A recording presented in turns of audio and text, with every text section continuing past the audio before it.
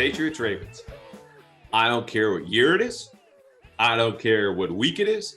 I don't care what the weather is. I don't care what their records are, the coaches, the quarterbacks. They could play on the moon, okay? Doesn't matter. These games, if you've been following the Patriots at all, you know, deliver.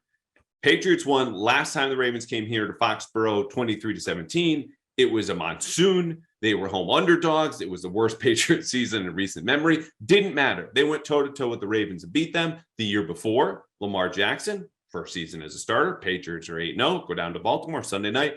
Boom, Patriots get punched in the mouth and lose by 3 scores. You don't know what's going to happen, but it is always going to be entertaining. And so this game on Sunday, which is, I think, this is the Patriots' first home game since before the pandemic started. It's been a while. It's going to be a lot of fun. And so I get to break this game down with Christian Fauria from WEEI, Guregian, my colleague over at the Boston Herald.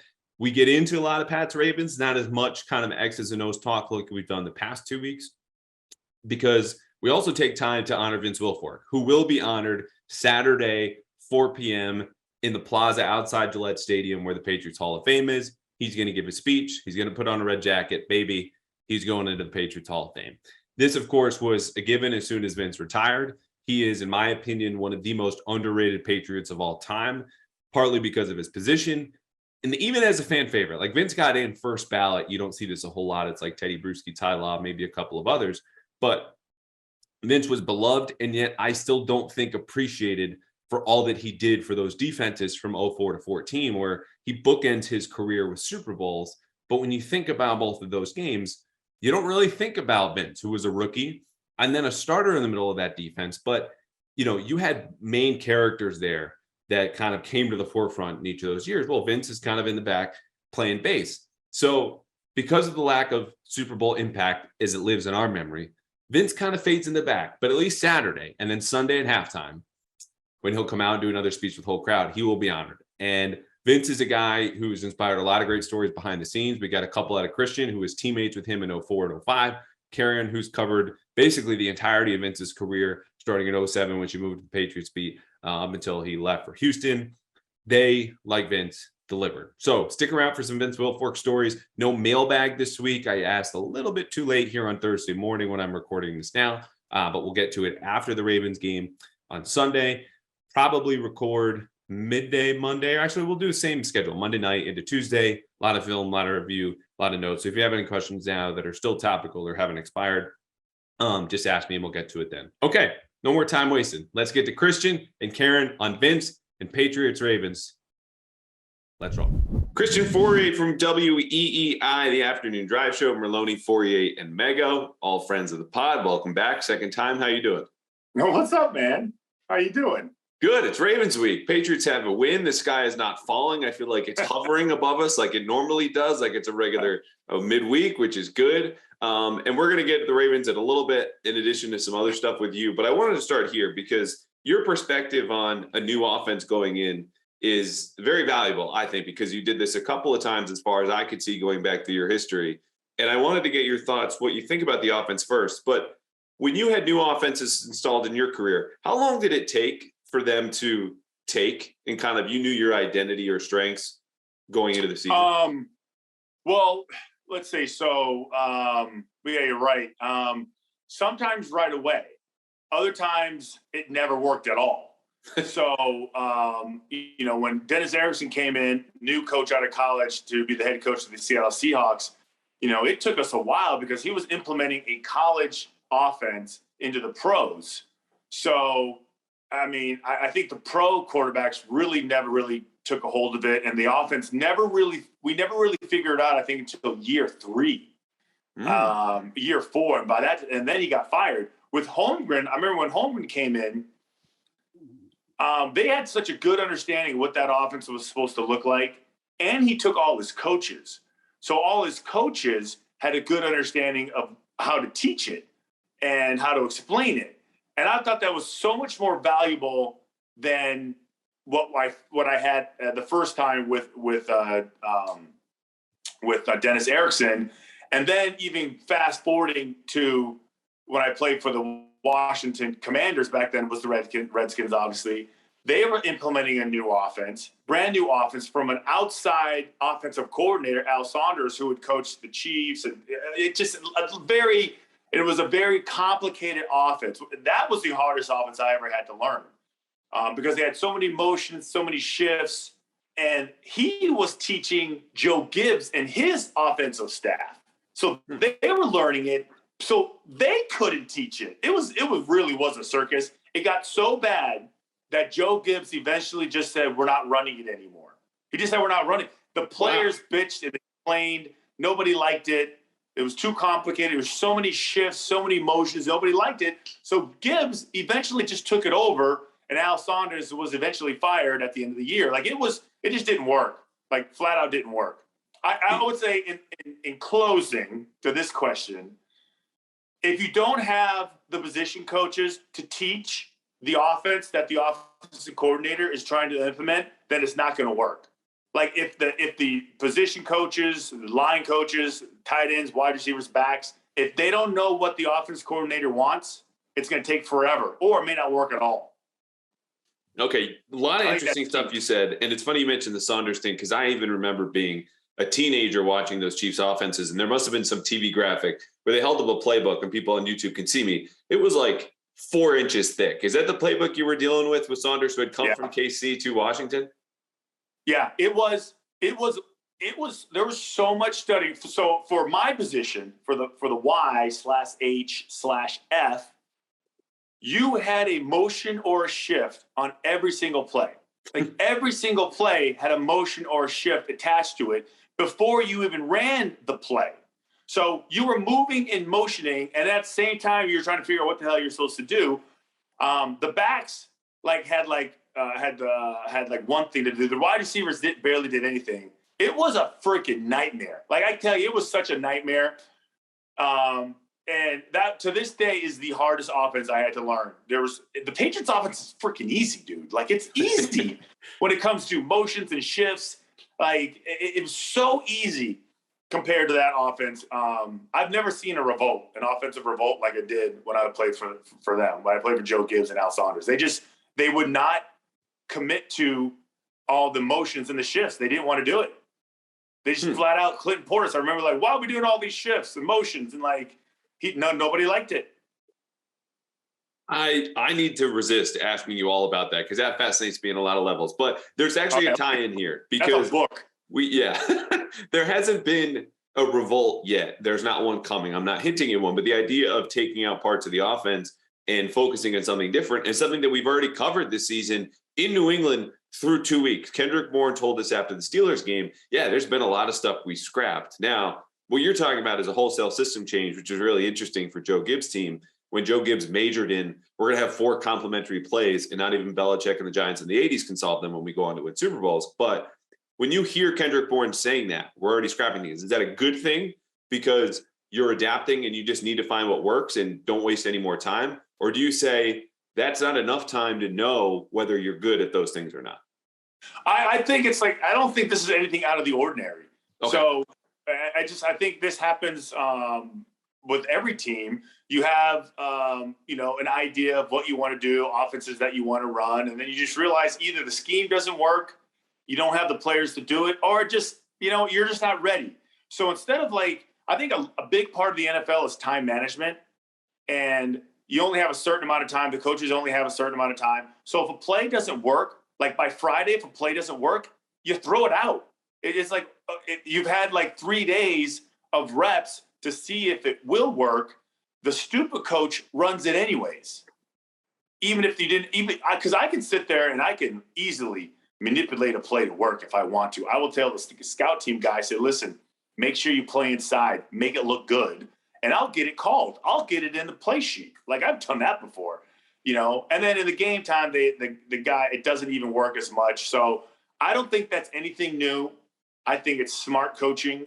I think it's what you should do instead of shoehorning a play that we all know doesn't work.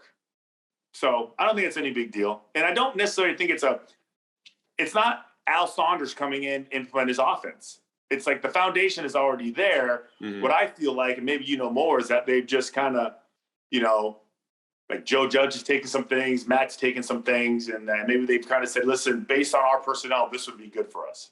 Right. Yeah. I think, I'm hesitant to say they've totally scrapped some of the stuff that we saw initially going back to OTAs, non-padded. You're talking early May. And I'm telling you on your show, seeing a lot of stretch, seeing a lot of boots. And you're like, no, there's no way. And you know what? No has been the answer to these 2 weeks because you just don't see it. I mean, they're not running any play action. When they do, it's not moving pocket stuff, which you think would come against blitz teams. And that's the area where I think you might have scrapped some. And I think they wanted to introduce that as part of the foundation or kind of integrate it. But I mean, those were not good in May. They were not good in June. They were not good in July. And I think that's why you don't see him here in September. But I also want to give it 2 more weeks because, again, these are 17-game seasons now, 18-week seasons. Yeah, long. And even with like the boots and the nakeds, there's been so much debate about stretch run, zone run, what does it look like, complementary plays, boots and nakeds and, submarine plays and all the other stuff. My thing with that is, first of all, everybody has a different, I guess, definition of what those are. But I do feel like I feel like you can run a boot or a naked under any circumstances. Man, zone, it doesn't matter. Like that personally, like, I know Bill was talking about, but a whole dissertation on like play action versus zone, play action versus, blitz. And I mean, I've run it under all circumstances, and sometimes it works and sometimes it doesn't, sometimes it works no matter when you call it in any situation. But I guess there is there's probably some data that shows when it's beneficial and when it isn't. But again, I've ran it. We would call it and run it no matter what, just because, we have the quarterback that can handle it. And it was a call it and run it play. It wasn't it wasn't a check with me. We were running it no matter what. Like there was always an option. There was always, hey, if the crossing routes are taking, okay, we have this guy. If the slam release is taken, okay, we got this guy, or the quarterback will just run. It was never a negative play. And then with the Patriots, we never ran boots and nakeds. Ever. No. Ever. It was never, I think I caught the last naked that we actually ran. That was back in like 2002 or something like that. Other than that, I've never seen them run it. Not even a boot stop, like where they act like they're going wide and then they stop. They don't even run that. I just love some of these sentences out of context. Like we get so into the football speak and someone who has nothing to do with football here is like, I caught the last naked. Like, is this a naked person? Is this someone catching you in the nude? Just, I was the last one. Like, what kind of situation? And then you don't want to ask too many questions given, perhaps the actual scenario. Weird. Yeah, a little weird. Going back to the Patriots for a second, because the opening question obviously was about, your experience with offenses taking hold. When might the Patriots do the same? I see a very bland system here. Like the initial things we heard, streamlined, simplified about the offense, that's been this offense. Again, not a lot of play action. I think we've seen maybe 3 total RPOs. Running game looks similar to what we've always seen. I think they're going to build off of this. What do you like? What do you not like about the offense through 2 weeks? Well, there's some beauty in the simplicity if you're an old school traditionalist, but I just don't feel like that's the way to go in today's offense, right? Like the days of running student body right and student body left, I think are over because the competition is way too equal. When I think about the offense, why it's so, elementary, is I do go back to the guys who are calling the plays. Like every offense I've been with, for the most part, the guy that's running the offense has had a database of 15 years running the offense. Mm-hmm. So they've seen everything multiple times. They're comfortable with it. They're not, they can anticipate it. They have so many different, variations of it. You have a group, they're not offensive coordinators by trade. Like it's like they don't have a history of calling plays. So I do think also there could be some apprehension by the play callers. I am comfortable doing this. I don't want to put myself in a shitty situation. This is my safe zone. I would want to call this. I want to call that, but I'm not there yet. I think it's just as much of the novice level of offensive coordinator and play callers as it is, let's just be risk averse. It's interesting you say that in a couple fronts, because I think the point about the coaches are only going to call what they're comfortable with is a great one, because this offense was built in part within the limitations, not of the players, which has to be the starting point, but of the coaches, because you can only coach and teach what you know. And Joe Judge and Matt Patricia know a lot about football. Not a whole lot, though, about coaching offensive football. So you're not installing all of these crazy, 4-inch thick Al Saunders playbooks, because if they had to write their own, as they have, it's just not going to be that big. But I think the other part about motion is a good one, because they're not trying to put too much on the players' plate, understanding you're going to build this offense as the season goes. And they're dead last right now, according to ESPN, at plays with motion at the snap. It's under 5%, which relative to everyone else, again, dead last. You cannot get any lower. But that sounds probably historically to you, when I say 4% of your plays have motion at the snap, that sounds crazy. But just to add to that, Andrew, you're not dealing with rookie offensive players. They're all vets. They've all been in the league forever. They can handle it. They're not stupid. None of them are dumb. So even the second-year guys, Mac's a smart guy. It's the first thing we said about him.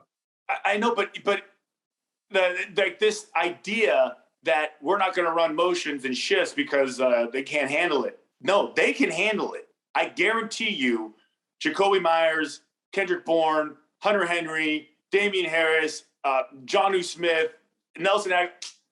You think this is the first time I'm just going to line up and play? Okay. Like, to me, and that's why I lean more towards the people who are running the offense. You can't sit here and tell me that these guys can't handle it and they can't run it. And I believe that Matt can handle it and he can run it. So why wouldn't you do it? I have no clue. No clue. So what do you want to see more of? I mean, let's assume motion is a yes. Let's bump that at least to like 6-7%, overall in their plays. Like, what else do you want to see more out of this offense? Is it RPOs? Is it play action? Is it, more of the gun, which was like all we saw in Pittsburgh? I mean, I don't need to see this crazy, RPO. Look we're doing things. We're, groundbreaking type offense. I don't need to see that. That doesn't like blow my skirt up. Like that doesn't mean you're better than the other guy. But I do think you're, when I see I've watched a lot of college football lately. I mean, obviously a lot of pro, and the creativity of how guys get open, right? Plays that are set up with a complementary play in mind. Like, how I know the defense is doing this, I'm going to create this play to get this guy the ball. He's wide open. Oh, look at the tight end. Have the tight ends caught one seam pass yet? Like, nothing up the middle, like zero. Like, can we get an all go? Can we get, so I just feel like they're just really in level one as far as I feel like they have all these players that I think are above average. I think Hunter Henry's an above average tight end. I think Jonnu Smith can be, pending what he does. I think Kendrick Bourne is a good wide receiver. So these guys can all handle the next level of play calling, and they can make plays shoot other than just a go with and go up and get it. Like, I don't know. It just feels like they're not taking advantage of the skill set that they have. I think that would be like my simplest way. Like, you have playmakers, find ways to get them the ball. It all can't just be hook route, go route, naked. I mean, that's stuff you put in the playbook like day one. Yeah, it's a lot of slant flat, like backside digs, which are fine, or some deep crossers, which we've seen. But you're seeing like crossers from everybody now, because that's usually what pairs with the play action that they're not running to get in that second level. And it's like 80 to 90% of their pass plays have that kind of staple, which intermediate routes are good. But they're also, like you're saying, not terribly creative. No, I don't think they're creative at all. Yeah. At all. Like, there's just, and again, it's been 2 games. Maybe they're, trying to get, and it's not like it's been, I would also say it's like, if everybody's doing what they're supposed to be doing, it allows you to dig deeper into your playbook. Like, if you're like 2nd and 9, 3rd and 8, and, you start with a negative play, it does kind of like, screw up your play calling. Like that last series of the game last week against the Steelers. I mean, other than a couple plays, you were positive yardage on every single play. Run whatever you want. It's all going to work now. You got them on the run. you know? So we'll see. Yeah, it's funny. We had a good conversation, I mean, off air about that whole series, like small tweaks they're making. There are good parts of the coaching. I don't want people to hear this conversation and be like, oh, more bashing of the offense. I mean, first of all, they're averaging, what is it now, 12 points per game. It's only been 2 weeks. Let's go back to where we started and then move on. We'll know what this offense definitively is. Is it 11 personnel? Is it 12 personnel? Is it play action? Is it outside zone running? By mid-season, week 7, 8, can give us like a rough range based on your experience and what you think now and where the league is? It should be whatever it needs to be. Like that's like I have never with this organization. It was you had a couple staple runs, but you ran a personnel and a scheme that benefited you the most based on who you were playing against. I remember like I don't even know what year it was, what Super Bowl it was, but I remember Dan Graham and I were like involved in almost like everything. And then we get to the Super Bowl and like we do like that Wednesday install and we're not in any of the first 2 pages of the freaking plays. We're like, we're not even involved this week. We're like, what the hell? Like it was a lot of 5 wides and we just, and day 1 install was like first and second down. That's when we had our most of our opportunities. We weren't involved. And I was like, damn, all right, but what are you going to do?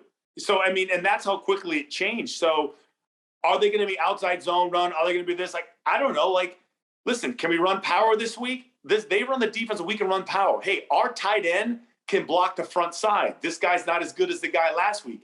You know, like that's why I always like when we would get our run install, like the personnel groupings and the run selections were all based on who we were playing this week. Like if we were playing Miami, it was a certain type of play. And I was like, all right, we're going to run counter out of sub.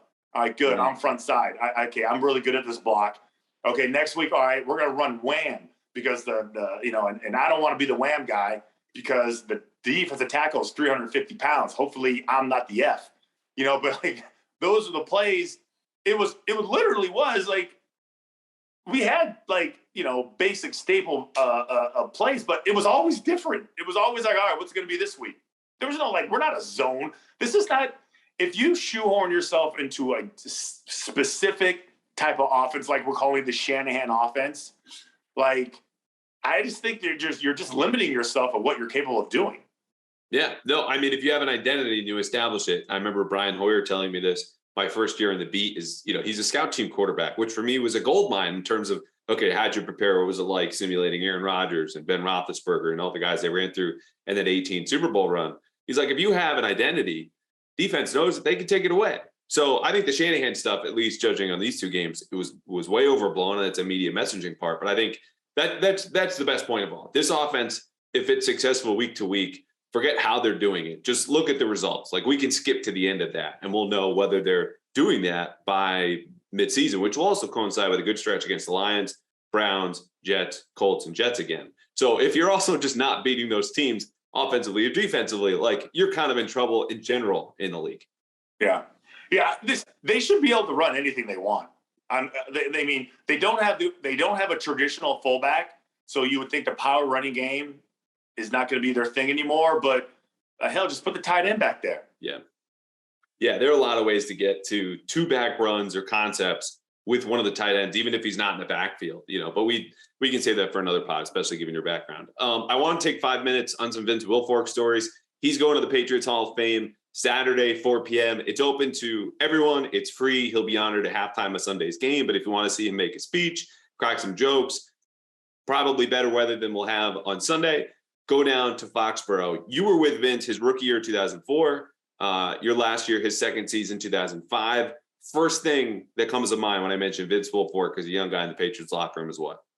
Well, I would say like there's some guys that just, well, I could probably tell a story about the rookie dinner, but let's do that. Come on.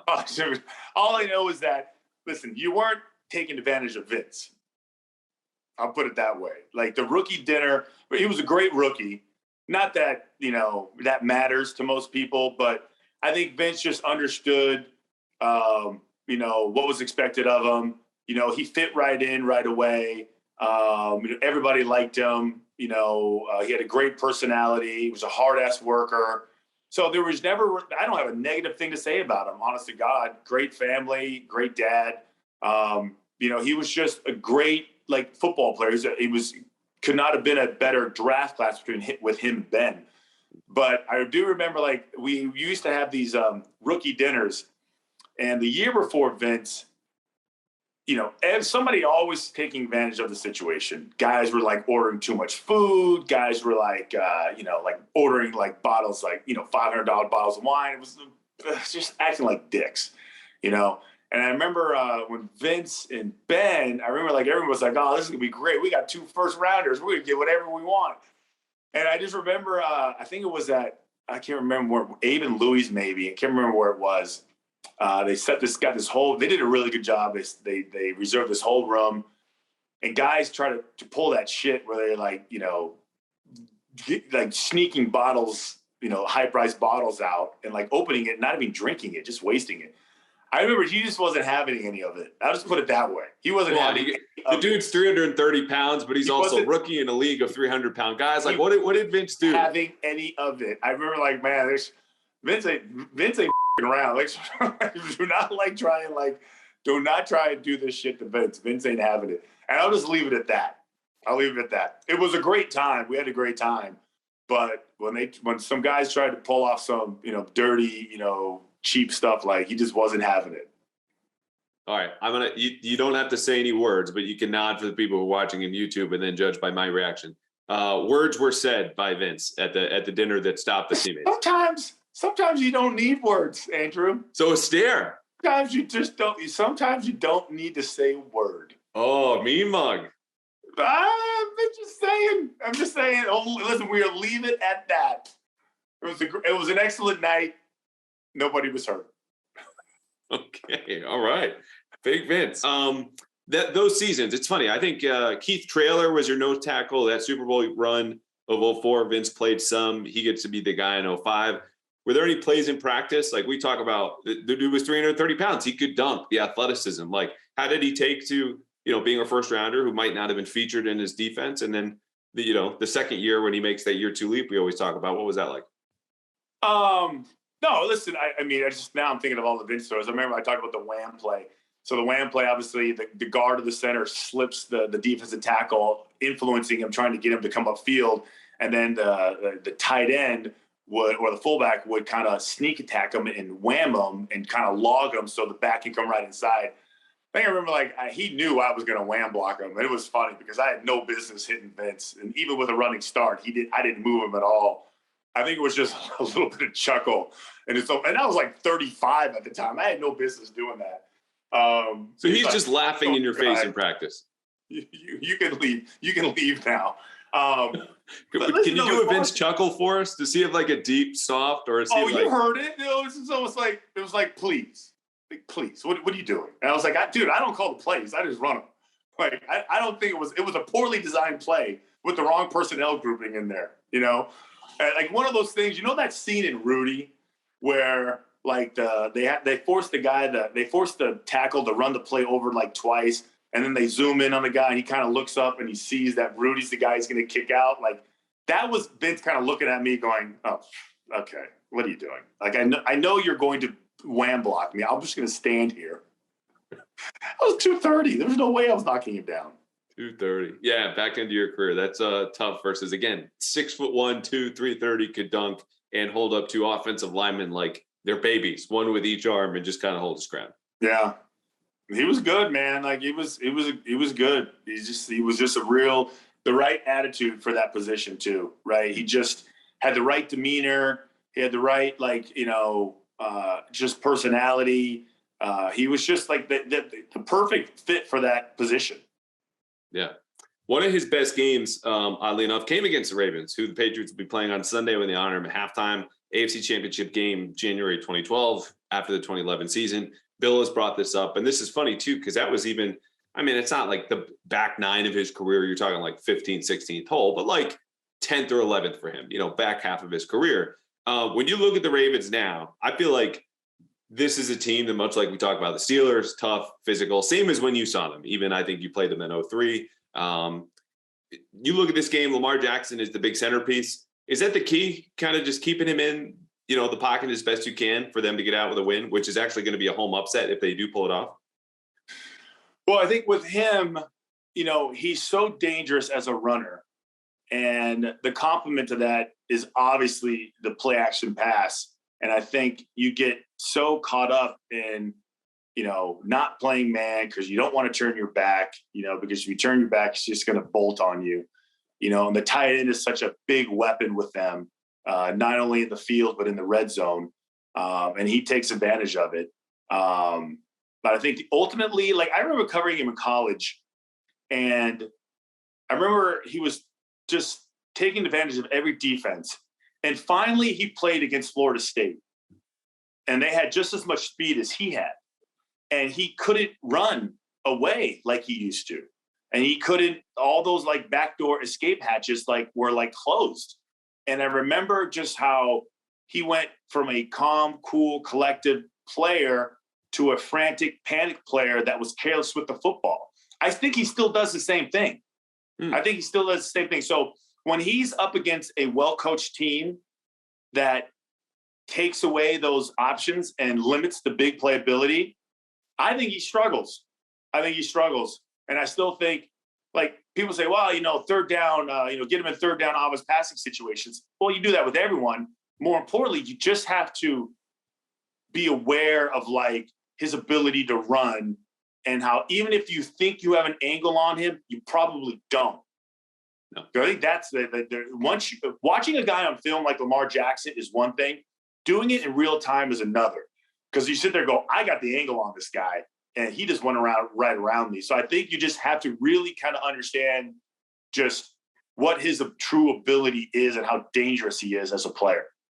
Yeah, and I remember covering their first matchup against him in 19, and that was his MVP season. They go down to Baltimore, losing Sunday Night Football. First loss of the season. That was the start of Brady being actively miserable at every press conference thereafter, even though they were 8-0 going into that game. The response was what you just said.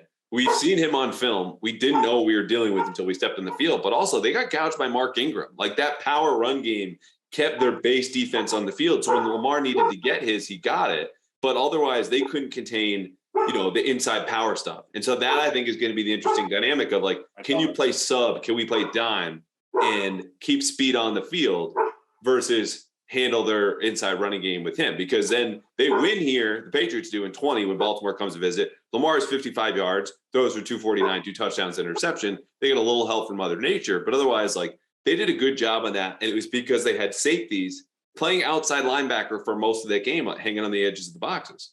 Yeah, and I just don't know. I got to go back and look at the last time they played him, because I feel like if you're just sound defensively, I think the other thing is he's gonna get his plays. Does he have to get an 80-yard touchdown? Like Tyreek Hill. Let's go. The Patriots played him. I think he had 7 or 8 catches and 94 yards. But I didn't really think he did anything. He didn't kill the Patriots. The very next week, he literally destroys the Ravens. Every one of his plays were so impactful that you sat there and said, "Crap, why isn't anybody covering him?" So I think that this is where I think the Patriots have the advantage. I do think for the most part they're sound. I do think for the most part they're well coached. And if everyone just is disciplined, we'll have a chance. We'll have a chance. Now, obviously, the offense has got to do their part, but I think defensively, I still think you have a chance. And I think the point that you just made about being fundamentally sound, they've missed, let me think, it was 3 tackles last week, 5 or 6 the week before. You're through 2 weeks of an NFL season when everyone knows tackling scrappy in September. That's a really good sign. And you're not giving up big plays, 2 explosives in Pittsburgh, one of which was a who cares before the half to George Pickens. And Gunnar Olszewski takes, a jet sweep for 18 yards. Congrats. Clearly, they didn't, get hurt much by that. If you're keeping the lid on Baltimore, which is really going to come down to tackling, given their skill positions outside of Lamar aren't great, it's going to be hard for Baltimore to win, I think, even understanding their defense is almost built to stop an offense like the Patriots that just wants to run on you and has receivers that generally can't separate from man coverage. Yeah, and I also think that, third week of the season is still kind of it's an interesting just observing who these teams are, Because the Ravens, what makes them different than you as far as, well, you would say, well, they know who they are. Do they? Like, I know what type of offense they're going to run, but what type of mentality are they going to have? Like, have they battle tested? I mean, or do they give up? Or does adversity kind of weaken them?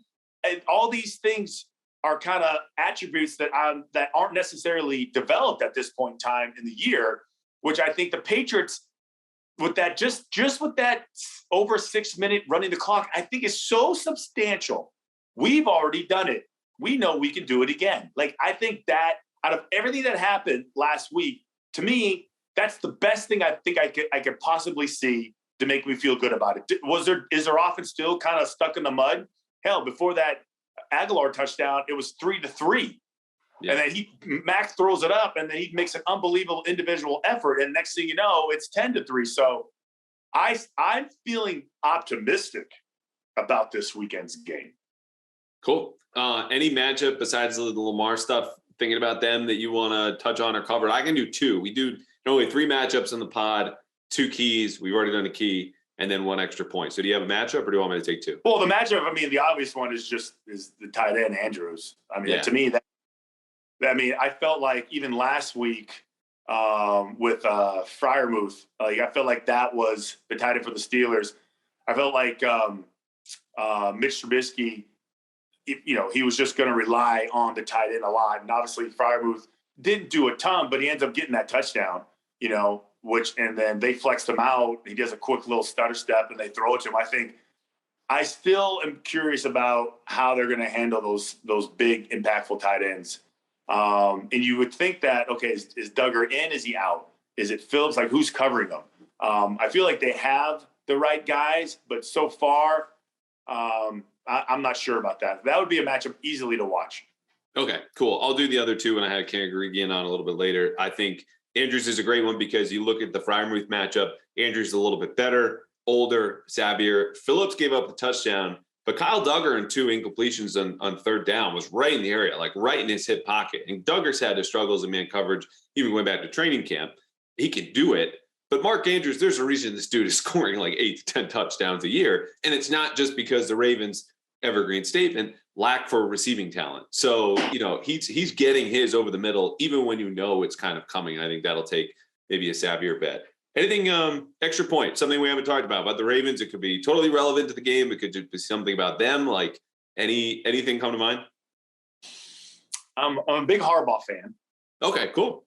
I'm a big Harbaugh fan. And it's funny when I think about after Bill, is Harbaugh next, or is it Pete Carroll as far as longest tenured coaches? I think it might be Tomlin was. Tomlin was 2007, and Harbaugh was 2008. Okay, yeah.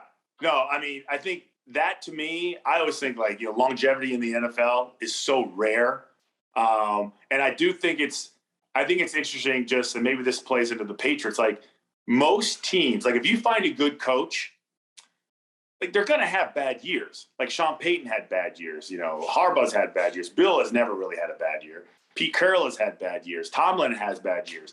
It's just interesting. I like the organizations that say, we know this guy's a really good coach. The team, the roster is going to be turned over multiple times in 2 to 3 years. But we're going to stick with our coach. We just know he's a good coach, as opposed to, all the other teams that will literally recycle or start all over again multiple times. Like, how grateful the Ravens can be that they have one of the hardest positions to fill, would be coach. The next one is quarterback. So Harbaugh, we'll see what he does with his. We'll see what Tomlin's able to do with his. But ultimately, that to me is just, I don't know, that always stands out to me that he's still around. Yeah, and the teams there's through lines, right? Like, they're tough, they're hard nosed, they want to run the ball, and that speaks to identity that starts with the coach. Where the Patriots are going to be shapeshifters under Belichick year in and year out, and with Harbaugh, what's coming, and I think that's a credit to him for setting that tone with locker rooms that turn over. 25% of the roster, 20% of the roster is gone every single year. To bring in new guys, imprint on them, and have them carry out that same Ravens mission is really impressive. Yeah. Cool. All right. Well, thanks as always. Sunday should be fun, and we'll definitely have you back. Do you got a winner? What we got? We got See, after talking with you, I want to pick the Patriots to win. This Ravens defense is a bad matchup, man. It's not like, unless Marcus Peters is in a very giving mood like he was with Tyreek Hill. Yeah, this is a yellow light or even a green one. Just go right by me. Like, I don't know how the Patriots are going to generate chunk plays unless we see a lot of new offense. So I'm going to say close Ravens win, and they're even favored, I think, by 3. I think that's what the opening line was. The Ravens are favored? Mm-hmm. Okay. All right. See, and this is the problem with closing out a game the way the Patriots did, winning a game. Like the last 6 minutes is like, wow, look how good they are. Yes. Like all their problems are fixed. It's like, nah, not really. You almost have a false sense of security going into the next game, and where the Ravens completely shut down their leg, and they're not going to be coming in a good mood, right? Right. And thanks to guys like Harbaugh, who are going to be like, this is not us. This is inexcusable. Yeah. We need to go up there and kick some ass. And again, it's still September, so crazy things happen. Like the Bengals, who were in the Super Bowl, lose the first 2 games in offseason after they said, we need to fix our offensive line. 13 sacks later, that team is 0-2. So as much as we think we know stuff in the league, we know nothing. So if it's within 3, I don't know. Just count me out. But yeah, for now, Ravens, yeah. Okay. All right. Thanks, I'm going to go Ravens too. How about that? Yeah. Maybe we'll talk about it Friday on your show. I don't know if you have any guests. We'll see about that. All right. There you go. Karen. Hello. Andrew, you know where I am? Karen, are you in Boston? I am, Rob. Oh. See, whenever I do that, and this is a callback to 2 years ago, we're on Zoom shortly before the Bucs and Chiefs play in the Super Bowl. You're about to speak with Rob Gronkowski. Gronk, like myself, huge Karen fan.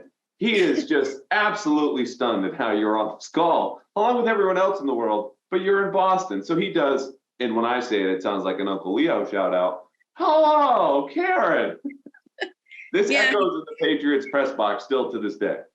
Yeah, he was semi-flabbergasted that I would bust in on his Zoom call with Tampa Bay reporters. And he couldn't quite figure out, that we could do that from afar.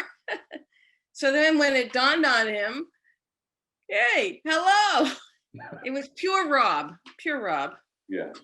Tom also pleasantly surprised when he sees you on the Zooms, as we saw when he first went to Tampa. And you have plenty of Tom and Gronk stories, but we're doing Vince Wilfork stories today because Vince Wilfork, as mentioned with Christian Fauria, being honored Saturday before he gets inducted into the Hall of Fame. Then he'll get inducted. Sunday, honored again at halftime at Patriots Ravens, which I find very fitting given probably his best game was against Baltimore in the AFC Championship game.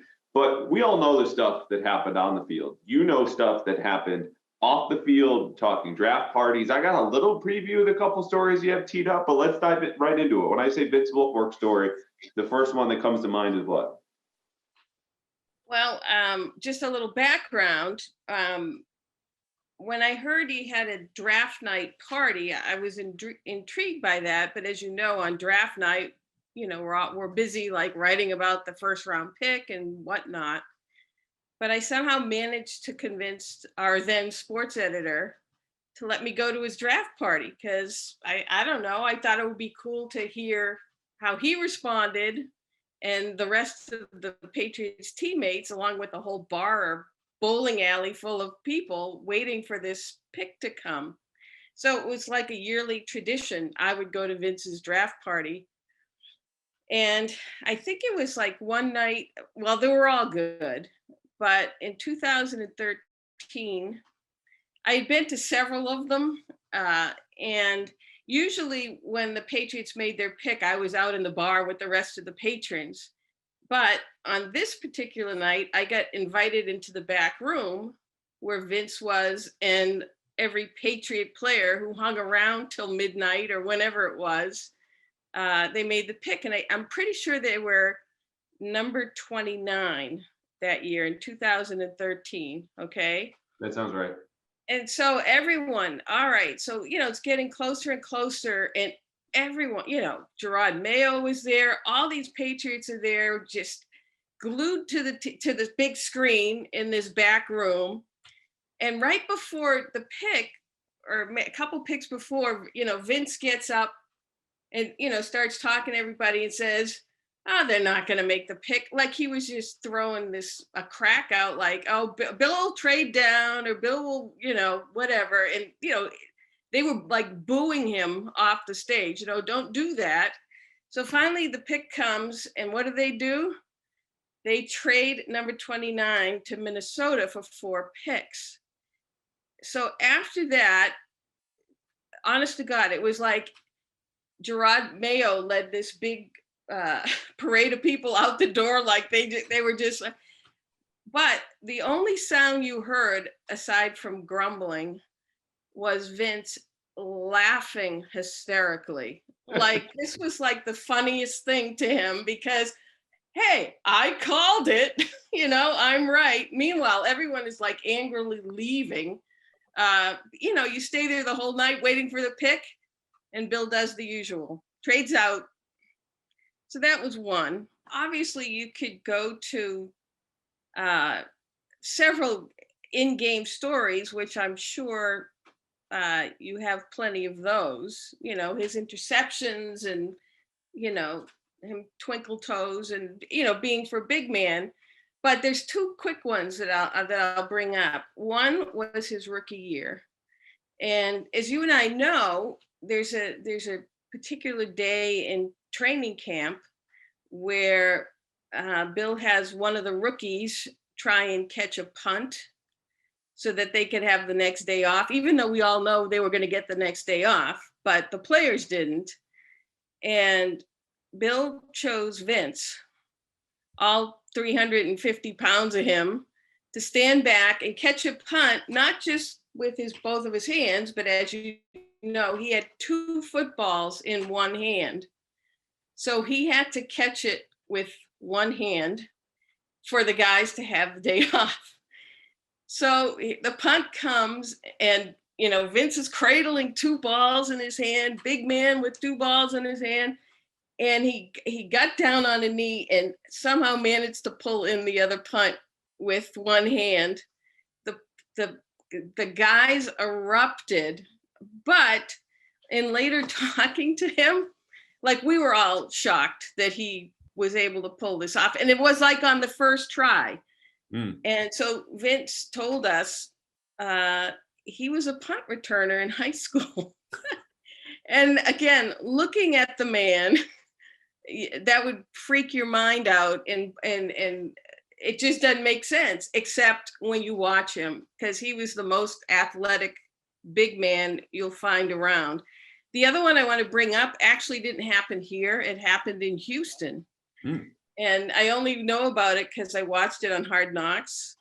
And it's again, another example of him. Basically, he kept telling us he could play any position on the field. And they had, I guess, U.S. soccer star Carly Lloyd was a visitor to the Texans training camp practice. And they arranged for her and Vince to have a field goal kickoff. And of course, the soccer player was drilling balls through the uprights. And then it came Vince's turn. And again, betting people would probably say he's never going to make a 40-yard field goal, right? Right. He made 2 right through the uprights.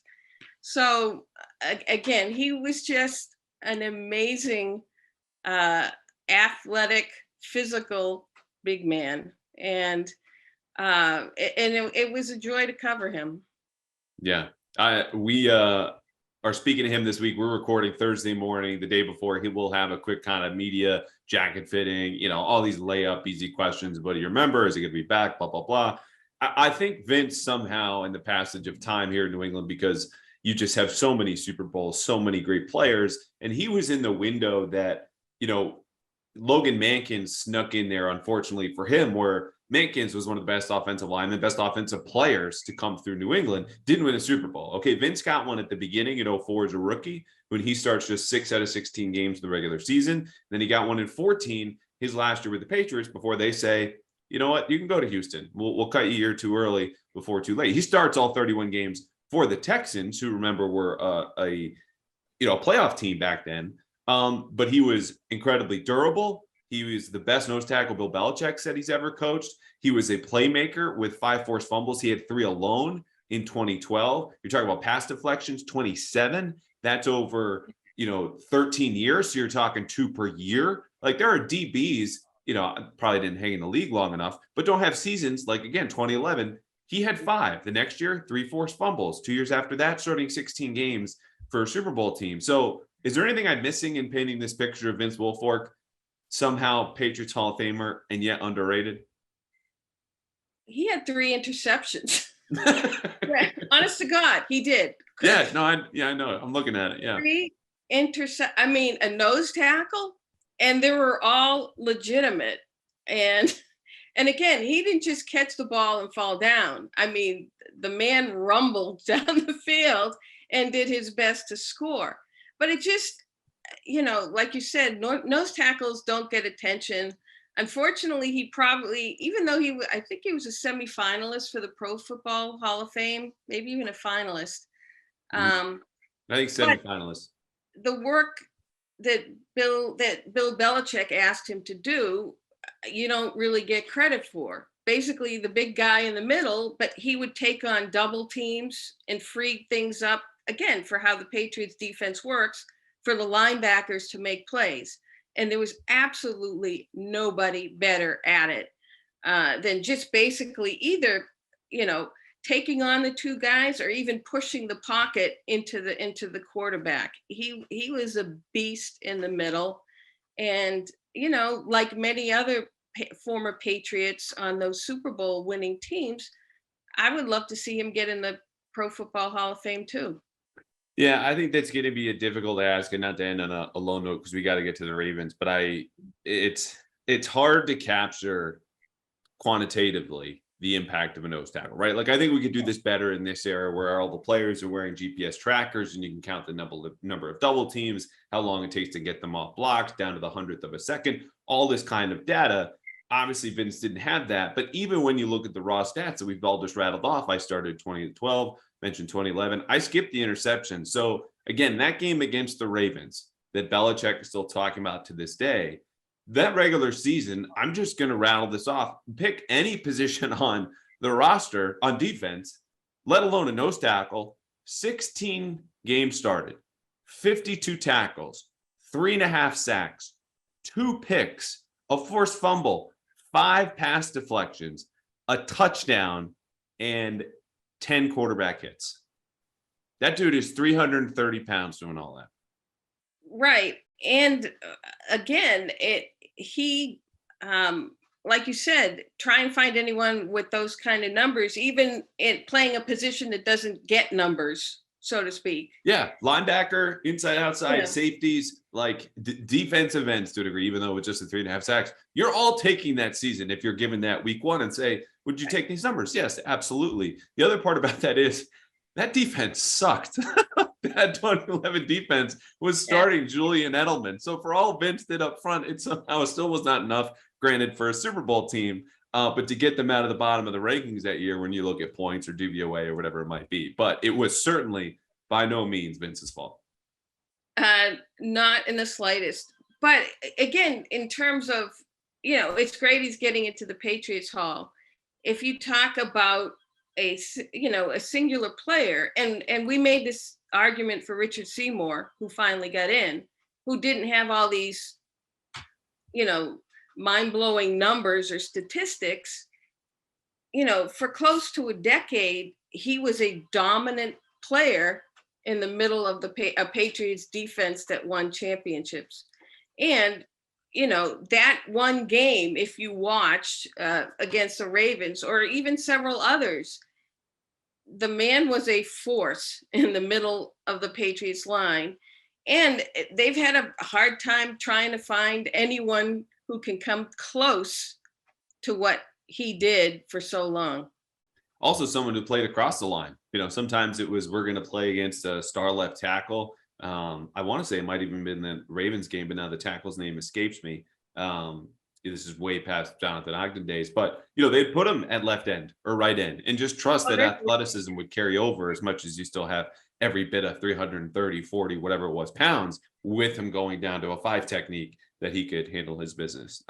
Speaking of the Ravens, let's move on to them. The folks on the outside probably don't know that you and I alternate game plans for the Patriots in every Sunday edition of the Herald. They go up, obviously, these stories online, what the offense should do, what the defense should do. This week, I know you've been in the film, you've been in the notes and the stats, because this is a tough game for the Patriots. I mentioned to Christian, they're 3-point home underdogs. When you look at their game plan this week to beat Lamar Jackson and the Ravens, where do you start? Well, obviously, you have to do your best to try and contain the quarterback. And, he's a legitimate dual threat. He can run like crazy. He can, and I think the thing that's improved about him is how he throws the football and his accuracy. And, he's an elite quarterback, and it's tough. You try and keep him in the pocket and dare him to throw, but now he's making those throws. So, he has, he's always had his tight end, Mark Andrews, and I think he definitely leads the team in targets, I think with 18 and catches with 14, after 2 games. So that's obviously his go-to guy. And, whether it's Kyle Duggar or Adrian Phillips, or even one of them with help, that's the guy. You got to take away his favorite go-to option. So I would say Andrews, but they also have found a receiver who can bust the game open in Rashad Bateman. And I actually think that might be the more key matchup. I mean, he's already taken 2 receptions to the house. One was a 75-yarder last week. So I am looking, the Patriots haven't played a ton of man, but even whatever coverage they have, my guess is, and again, if I were to zero in on a matchup, that's John Jones' guy. So basically it's, preventing this guy from beating you or taking it to the house. Yeah, I think Bateman's a really important name here because, Belichick starts Wednesday mentioning Mark Andrews. If you've been paying attention or just playing fantasy football, you know who Mark Andrews is. And I think the way the Patriots structurally play defense, or have the last few years, and certainly did the past 2 weeks, it's a lot of single high safety. And Devin McCourty naturally is going to, follow the quarterback's eyes, but he's going to be leaning towards whatever target the Patriots want to eliminate. Last week, a couple double teams to Chase Claypool in the slot when he's faced up against Miles Bryant. The week before, a lot of Tyreek Hill. Mark Andrews, you would think, would be that name this week. But if that single safety who's up deep is leaning towards Mark Andrews, who let's just say runs a deep over route, that leaves all the space as he kind of carries McCourty with his gravity for a post or a go from Rashad Bateman against Jalen Mills, who didn't look very good in Pittsburgh, okay? And had a really good camp, played decent in Miami. Opposite him, obviously, we're talking John Jones, who's going to give up a few inches, or Jack Jones, who's been rotating in with these corners. So that matchup, understanding the Ravens know Belichick is going to focus a lot of attention on Andrews. Maybe we can make that work against them. Puts a lot of stress, presumably, maybe I'm wrong, maybe they double Bateman, to say that matchup and man, particularly on third down, is going to be really important for the Patriots to keep a lid on Bateman, like they did the last time the Ravens were here and force them to make long drives. Yeah. I agree. And, will it be Mills? Will it be John Jones, Jack Jones? From a speed standpoint, John Jones is the one who matches up. Mm-hmm. Doesn't match up from a height perspective. I think he gives like 2 inches to Bateman. But if you want to try, again, the one he took to the house against Miami last week was like a slant, and he just caught it and ran for days. And Xavier Howard was on him. So you need somebody who's going to be able to keep up with his speed. You might not be able to stop the pass, but you better stop him from getting in the end zone for a 75-yard touchdown.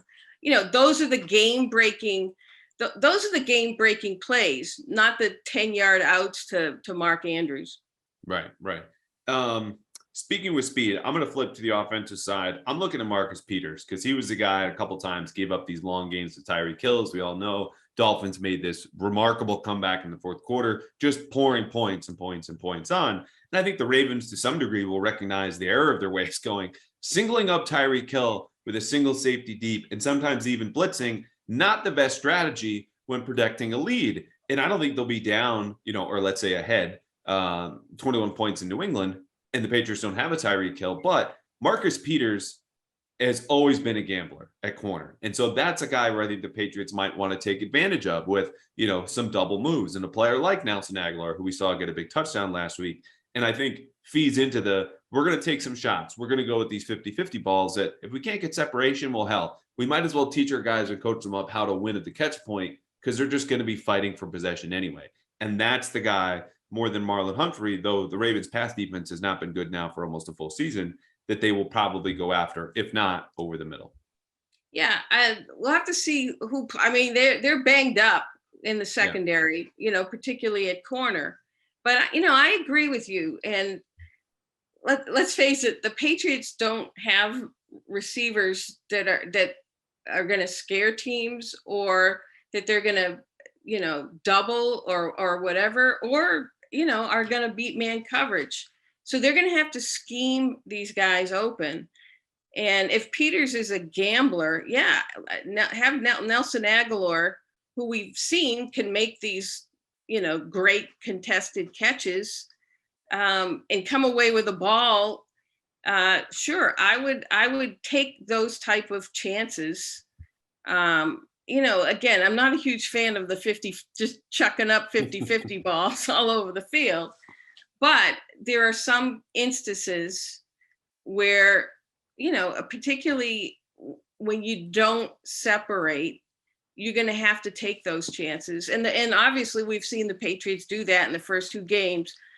One time with success, a couple other times, not so much. Yeah. All right. I'm going to wrap up with one key. We've run down some matchups, Andrews, Bateman, Peters for Baltimore, talked about some of this with Christian Fauria. For me on offense too, the other part about this is I think you need to get these Ravens in space. Humphrey, who I mentioned, he didn't practice on Wednesday. We'll see what today brings, again, recording here on a Thursday. But whether it's him, some of their linebackers like Patrick Queen, some of their safeties, Kyle Hamilton's a rookie, gave up one of those touchdowns, as I mentioned, to Miami. They have the third most missed tackles so far in the NFL, behind just the Texans and the Broncos. And I think you look at a guy like Ramondre Stevenson, get the ball to him in space. I mean, these could be screens. This could be, slants if you have him out wide. We haven't seen a ton of empty from the Patriots just yet, like they used to do all the time with James White, because the Ravens are also right now third worst in the league, according to DVOA, at defending running backs. So he sounds like the perfect guy made in the lab to exploit this Ravens defense. But I think generally also, it just comes back to the idea of getting the ball in the hands of your playmakers. If Patriots don't have a ton, I would start there with him.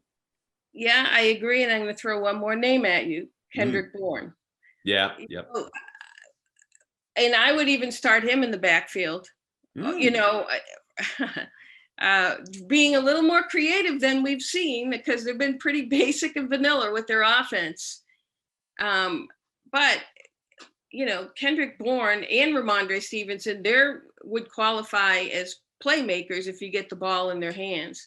And whether you start Bourne in the backfield and have him come out for a quick pass so that he can use his legs and do some damage, I would do that as well. And it's a new wrinkle because, it's stuff you haven't seen. The Patriots have basically, they improved from the first week to the second week in terms of, things they added to the offense, but they're still pretty vanilla, I would say.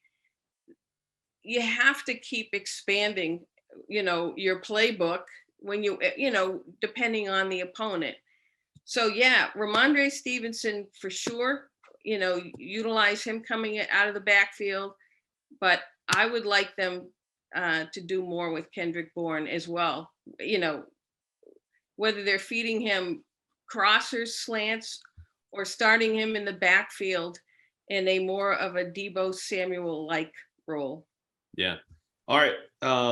I think that makes a lot of sense. We'll get you out on this. The extra point. We got our 3 matchups, 2 keys, down to 1 extra point. Something about the game you haven't covered you think is relevant, or you just want to throw out there? I don't know. The games against the Ravens always tend to be good ones, physical ones. John Harbaugh, I think, is a very good coach, and he's had some interesting battles with Bill Belichick. But the thing, again, I think most of New England would like to see is, an improved offense, doing more, having Mac Jones more comfortable, because as you pointed out very succinctly in today's Herald, you listed 3 reasons why he hasn't looked like Mac Jones. I would like to have him look more like Mac Jones in this game to give them a chance. And quickly on the flip side, the defense has been very good. Patriots defense, the first 2 games. If you take away the fumble sack score, they're averaging giving up just 13 points a game.